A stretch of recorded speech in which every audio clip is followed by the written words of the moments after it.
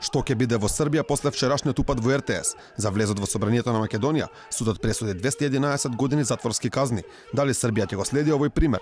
Дали првиот човек на тамошното МВР ќе треба да помине речиси 2 децении во затвор? Српскиот председател Александар Вучиќ, коментирајќи ги вчерашните случувања, вели дека немало да се следи примерот, каде според неговите зборови македонскиот премиер се пофалил дека го пратиле поранешниот прв човек на БЈБ, Митко Чавков, 18 години во затвор. Големиот пријател на тајкуните Ѓилас и Јеремиќ, Зоран Заев, се пофали како го осудиле поранешниот министер за внатрешни работи Чавков на 18 години затвор, затоа што не ги спречил граѓаните да влезат во парламентот. По тој принцип, можеби ние би можеле да размислуваме за одговорност на Небојша Стефановиќ, што ги пушти вчера фашистот Обрадовиќ и тајкунот Ѓилас да влезат внатре. Но јас сметам Небојша мислел дека полицијата мислела дека имала работа со нормални луѓе и дека такво нешто нема да и падне на памет. Односот на странските амбасадори за вчерашниот упад во РТС беше уште една причина Вучиќ да искористи Македонија како паралела.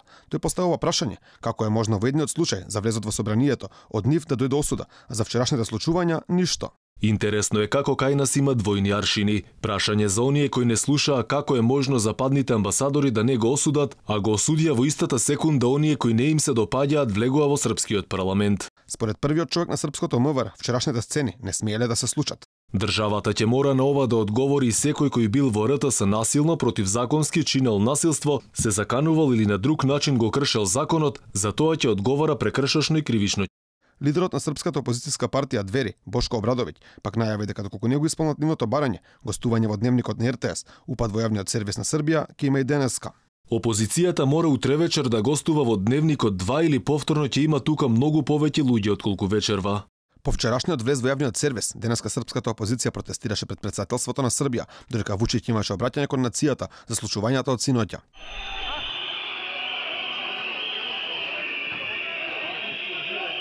Побарана беше оставка од српскиот председател, кој пак кажа дека не се плаши од фашистот Обрадовиќ и тајкуните Ѓилас и Јеремиќ.